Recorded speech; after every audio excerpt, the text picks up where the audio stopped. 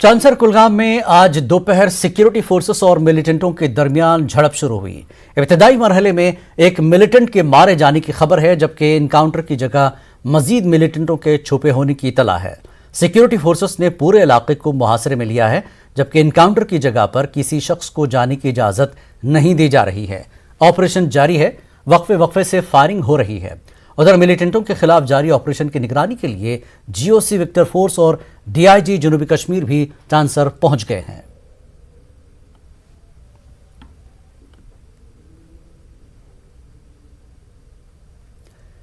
जम्मू इंतजामिया ने जम्मू जिले के कुछ रेवेन्यू गांव के अहम अवामी दस्तावेजात के गायब होने का सख्त नोटिस लिया है। गायब दस्तावेजात में नक्शे लठे और मसावी शामिल हैं। डिप्टी कमिश्नर जम्मू ने अब इस पूरे मामले की गहराई से तहकीकात के लिए एक आला सतही कमेटी तश्कील दी है।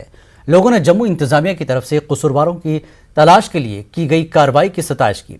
अब वो मुलजिमों के खिलाफ सख्त कार्रवाई का मुतालबा कर रहे हैं। पेश एक रिपोर्ट।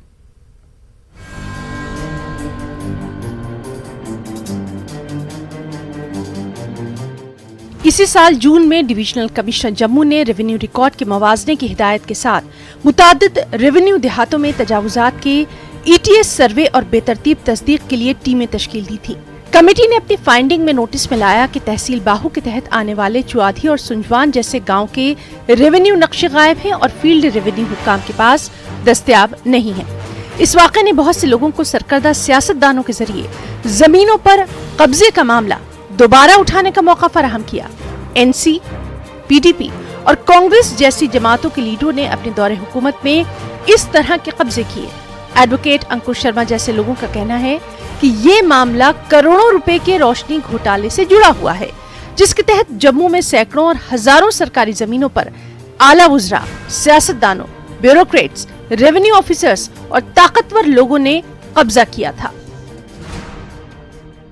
डिटेल्ड डेटा डिपार्टमेंट ने जो सबमिट किया है उसमें कि उसके हिसाब से हजारों hectares of land, forest land, river beds, they are under illegal encroachment. आप ये कहिए कि मतलब लाखों कनाल में अगर आप गिनिए पूरे जम्मू संभाग को तो लाखों कनाल ज़मीन इलीगली जो स्टेट लैंड है, फॉरेस्ट की शेप में, स्टेट लैंड की शेप में, रिवर बेड्स की शेप में वो एनक्रोच्ड है। और ये मैं किसी आधार पे कह रहा हूँ और आधार है वो रिपोर्ट्स जो कोर्ट में सबमिट की गई है। मुताल्लिका कमेटी ने ये वाज़े इंकिशाफात भी किए कि सुंजवान और चुआधी जैसे गांव के मसावी जनरल रिकॉर्ड रूम से गायब हैं। सूरत-ए-हाल की संगीनी को महसूस करते हुए अब जम्मू के डिप्टी कमिश्नर अंशुल गर्ग ने अराजी रेवेन्यू गायब होने के मामले की तहकीकात के लिए आला अफसरान की एक कमेटी तश्कील दी है। डीसी जम्मू ने कहा कि कमेटी तमाम रेवेन्यू देहातों के मसावी और लट्ठों का मुआयना और तस्दीक करेगी और उसके बाद मजीद कार्रवाई के लिए हुकूमत को तफसीली रिपोर्ट पेश करेगी। इसी स्कैनिंग एक्सरसाइज के दौरान ये सामने आई चीज़ कि बहुत सारे कुछ ऐसे रेवेन्यू विलेजेस हैं जहाँ के मुसावीज या लट्ठे जो हैं वो मिसिंग हैं and over the course of years कुछ दरीदा भी हो चुके हैं, क्योंकि एक तो सेटलमेंट ऑपरेशंस काफ़ी देर से नहीं हुए थे और बहुत सारे केसेस में ऐसा पाया गया है कि रेवेन्यू ऑफिशियल्स ने हैंडओवर टेकओवर जो है वो प्रॉपर तरीके से नहीं किया है, जिसकी वजह से रिकॉर्ड शायद मिसप्लेस हुआ है या शायद इंटेंशनली या अनइंटेंशनली भी किया गया हो। इसी चीज़ को साफ करने के लिए एक कमेटी कंस्टिट्यूट की गई है एडीसी एलओ साहब की सिधारत में, और कमेटी का जो मेन मकसद है वो यही रहेगा कि जो सभी रेवेन्यू रिकॉर्ड्स हैं जो स्कैन होने थे उसको वेरीफाई किया जाए कि सभी स्कैन हुए और कोई ऐसा रिकॉर्ड तो नहीं है जो मिसिंग रहा हो या किसी ऑफिशियल ने किसी मेलाफाइडी इंटेंशन से ना हैंड ओवर किया हो। तो उस चीज़ को आइडेंटिफाई करने के लिए कमेटी गठित हुई है और अगले हफ्ते 10 दिन में जो है कमेटी की रिपोर्ट सामने आएगी और जहां कहीं भी किसी भी रेवेन्यू ऑफिशियल के खिलाफ कुछ ऐसा पाया जाएगा कि उसने जानबूझ करके रिकॉर्ड को मिसप्लेस किया है तो उसके खिलाफ कार्रवाई की जाएगी। जमीन घोटाले के इस मामले ने एक बार फिर बीजेपी जैसी पार्टियों को अपनी मुखालिफ जमातों को निशाना बनाने का मौका फराहम कर दिया। पार्टी की सीनियर लीडर और साबिक वजीर प्रिया सेठी ने एनसी, पीडीपी, कांग्रेस और दीगर जमातों के लीडरों पर जम्मू के मज़ाफात में सरकारी अराजी पर नाजायज कब्जा करने में मुबैना तौर पर मुलविस होने का इल्जाम लगाया। दूसरी जानिब जम्मू के समाजी कारकुनों ने भी जमीन पर कब्जे के मामले की तहकीकात के हुकूमती फैसले का खैर मकदम किया है। बिल्कुल एक बहुत ही सराहनीय कदम है। मुझे लगता है कि जो रेवेन्यू रिकॉर्ड्स हैं वो तो किसी भी प्रदेश का या किसी भी जगह की उसकी आत्मा होती है और उस आत्मा का रिकॉर्ड अगर बिक जाता है या ख़त्म हो जाता है, ये रिकॉर्ड्स को ख़त्म किया जाता है, जान के ख़त्म किया जाता है, तो ये बहुत बड़ा जो है एडमिनिस्ट्रेशन के ऊपर भी सवालिया निशान है कि किस तरह से किया। मुझे लगता है एडमिनिस्ट्रेशन ने एक कमेटी कंस्टिट्यूट करके एक उन लोगों को जिन्होंने इसको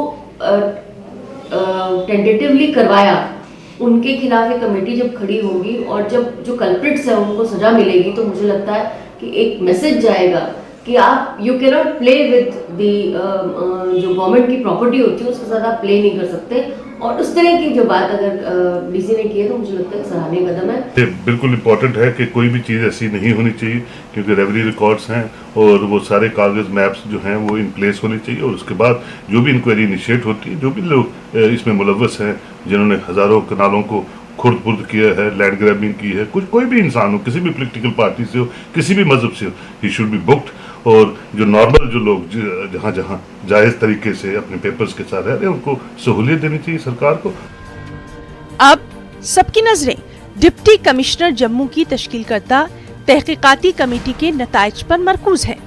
लोग उम्मीद कर रहे हैं कि सियासतदानों, जमीनों पर कब्जा करने वालों और रेवेन्यू एहलकारों के दरमियान साजबाज मंजर आम पर आए और मुजरिमों को इसके मुताबिक सजा दी जाएगी। जम्मू से न्यूज़ 18 उर्दू के लिए समीर भट्ट की रिपोर्ट।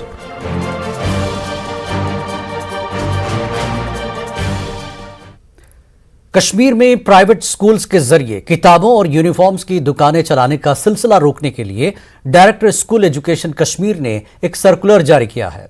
इस सर्कुलर में वालिदैन को खुले बाजार में किताबें मैसर रखने की भी बात की गई है। अवाम इस फरमान से खुश हैं, लेकिन इनके खदशात भी हैं। पेश है रिपोर्ट।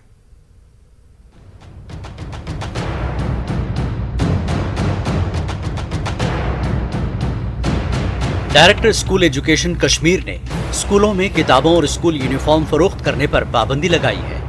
इस सिलसिले में एक सर्कुलर जारी किया गया है, जिसमें कहा गया कि कोई भी स्कूल अपने अहाते में स्कूली किताबें और यूनिफॉर्म फरोख्त नहीं कर सकता।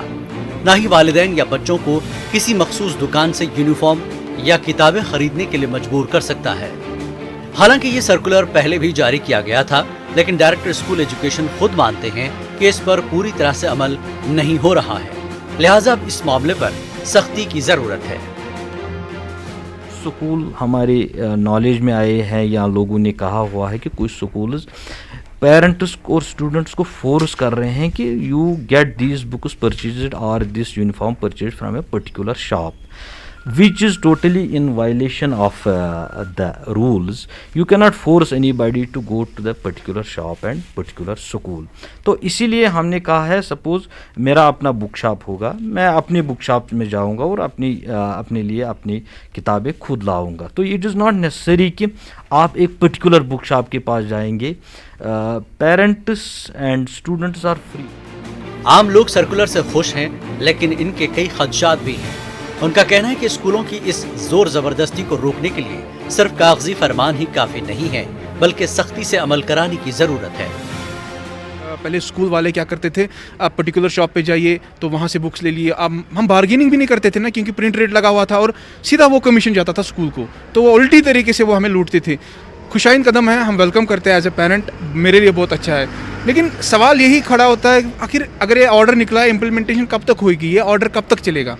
कि अभी देखिए ऑर्डर निकला, अब मैं अपने बच्चे के लिए किताबें लाऊंगा, मुझे जाना किसी शॉप है, मगर अवेलेबिलिटी होनी चाहिए ना बुक्स की, तो वो चीज़ पे थोड़ा सा फोकस करना पड़ेगा। अगर सरकार ने ये स्टेप लिया है अच्छा है, लेकिन इसको स्ट्रिक्टली फॉलो करना पड़ेगा हमें भी, स्कूल वालों को। स्कूल एजुकेशन कश्मीर के सर्कुलर में साफ कहा गया है कि किताबें और यूनिफॉर्म खुले बाजार में मैसर होने चाहिए, लेकिन कुतुब फरोश कहते हैं कि मौजूदा निज़ाम में ये मुमकिन नहीं। उनका कहना है कि हर स्कूल ने कमीशन पर अपने पब्लिशर चुने हैं और किताबें अलग अलग हैं, जिनको मार्केट में मैसर रखवाना तकरीबन नामुमकिन है। वो तो ऑब्वियसली हर एक का अलग है, आप कितने स्कूल्स का रख लोगे? हर स्कूल का अलग सिलेबस है, हर स्कूल के अलग बुक रिकमेंडेशन है, हर एक का अपना क्राइटेरिया जिस पे वो बुक सेलेक्ट करते हैं, वो सब डिफरेंट है। 8th ऑनवर्ड्स हर एक के पास आपको मिलेगा सिर्फ इसीलिए क्योंकि हर एक का सेम सिलेबस है। किताबों और यूनिफॉर्म की फरोख्त से ज्यादा मुनाफा हासिल करने के लिए स्कूल तकरीबन हर दूसरे साल किताबें बदलते हैं, जो आवाम के लिए और मुश्किल की बात है। ऐसे स्कूलों की खबर लेने की भी जरूरत है।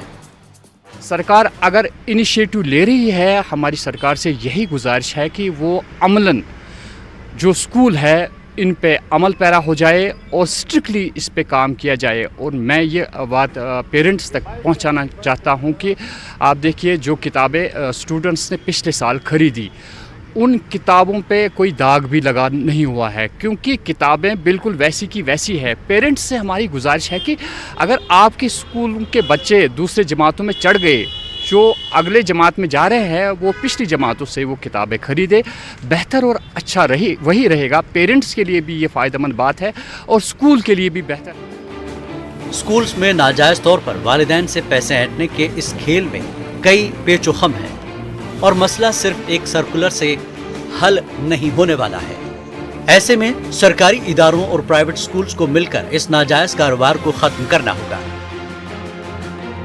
न्यूज़ 18 उर्दू के लिए श्रीनगर से शब्बीर अहमद की रिपोर्ट।